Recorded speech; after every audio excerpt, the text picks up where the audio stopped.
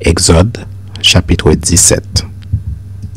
Toute l'assemblée des enfants d'Israël partit du désert de Sin selon les marches que l'Éternel leur avait ordonnées, et ils campèrent à Réphidim, où le peuple ne trouva point d'eau à boire. Alors le peuple chercha querelle à Moïse. Ils dirent: Donne-nous de l'eau à boire. Moïse leur répondit: Pourquoi me cherchez-vous querelle? Pourquoi tentez-vous l'Éternel? Le peuple était là, pressé par la soif, et murmurait contre Moïse. Il disait: Pourquoi nous as-tu fait monter hors d'Égypte pour nous faire mourir de soif avec nos enfants et nos troupeaux? Moïse cria à l'Éternel en disant: Que ferai-je à ce peuple? Encore un peu, et ils me lapideront. L'Éternel dit à Moïse: Passe devant le peuple, et prends avec toi des anciens d'Israël. Prends aussi dans ta main la verge avec laquelle tu as frappé le fleuve et marche. Voici, je me tiendrai devant toi sur le rocher d'Horeb. Tu frapperas le rocher, et il en sortira de l'eau, et le peuple boira. Et Moïse fit ainsi aux yeux des anciens d'Israël.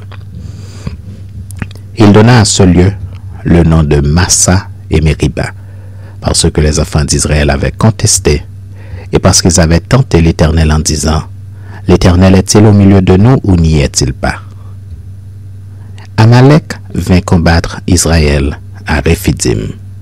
Alors Moïse dit à Josué: Choisis-nous des hommes, sors et combat Amalek. Demain, je me tiendrai sur le sommet de la colline, la verge de Dieu dans ma main. Josué fit ce que lui avait indiqué Moïse pour combattre Amalek.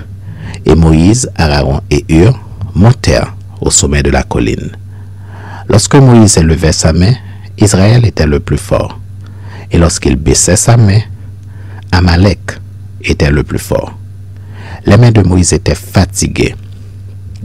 Ils prirent une pierre qu'ils placèrent sous lui, et il s'assit dessus. Aaron et Hur soutenaient ses mains l'un de côté, l'autre de l'autre, et ses mains restèrent fermes jusqu'au coucher du soleil.